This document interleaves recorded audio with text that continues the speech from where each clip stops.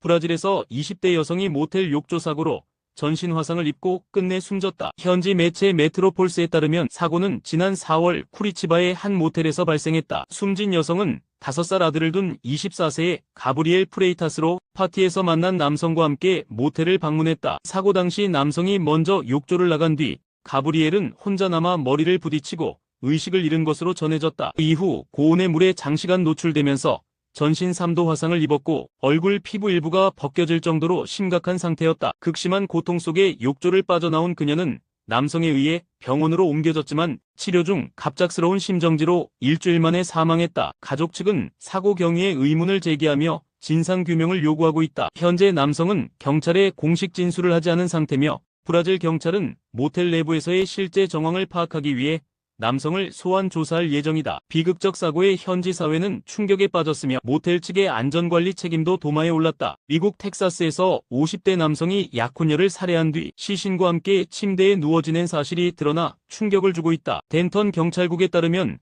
윌리엄 조셉 오도 52는 지난달 6일 약혼녀 라베라 워델 39을 산탄총으로 살해한 혐의를 받고 있다. 오도는 범행 후 시신을 침대에 그대로 둔 채 3일간 함께 지냈으며 이후 현장을 은폐하려고 청소도구를 구매한 정황도 포착됐다. 하지만 범행 2주 뒤 인근 주민의 악취가 난다는 신고로 경찰이 출동했고 피로 얼룩진 아파트 내부에서 워델의 시신이 발견되며 사건이 드러났다. 수사 결과 오도는 혈흔을 지우려 시도한 혐의와 함께 살인 혐의로 구속됐다. 경찰 조사에서 그는 말다툼 도중 약혼녀가 흉기를 들고 달려들었다고 주장했으나 둘 사이에 과거부터 가정폭력 관련 신고가 여러 차례 있었던 것으로 확인되며 진술의 신빙성에도 의문이 제기되고 있다. 당국은 현재 정확한 사망 원인과 범행 경위에 대해 수사를 확대하고 있다.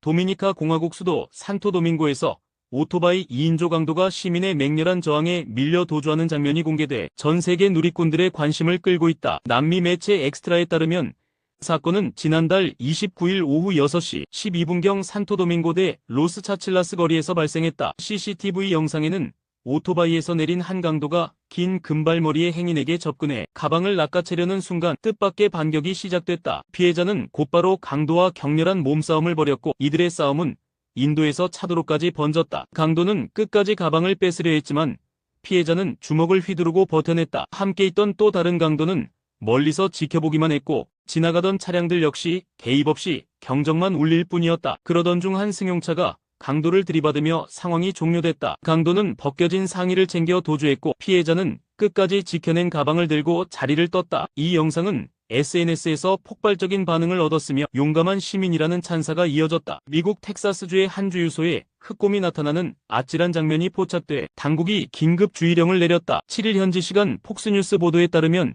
댈러스에서 북동쪽으로 약 70마일 떨어진 사보이의 한 주유소 CCTV에 흑곰 한 마리가 주유기 쪽으로 빠르게 달려갔다가 이내 반대 방향으로 도주하는 모습이 담겼다. 텍사스 공원 및 야생동물국 TPWD는 이 시기 어미를 떠난 어린 흑곰들이 예상치 못한 지역으로 이동하는 사례가 많다며 이번 출몰을 확인했다. 흑곰은 보통 공격적이지 않지만 위협을 느끼면 사람을 공격할 가능성도 있는 야생동물이라며 주의를 당부했다. TPWD는 시민들에게 곰을 발견하더라도 침착함을 유지하고 절대 가까이 가지 말 것, 먹이를 주지 말 것, 곰과 마주쳤을 경우 도망치기보다는 즉시 신고할 것을 강조했다. 최근 들어 도시 외곽에서 야생동물의 출몰 빈도가 높아지는 만큼 지역 주민들의 각별한 경계가 요구되고 있다.